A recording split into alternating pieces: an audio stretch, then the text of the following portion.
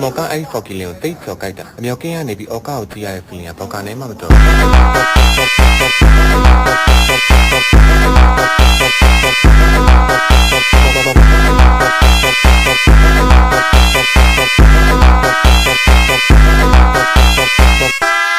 ကျော်ကအားလုံးကကိုကိုရဲ့အောက်ကောက်မှာကိုကိုကထောက်ကိစ္စ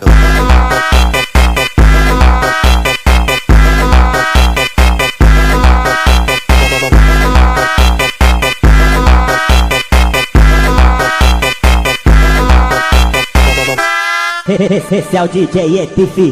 Brabo da putaria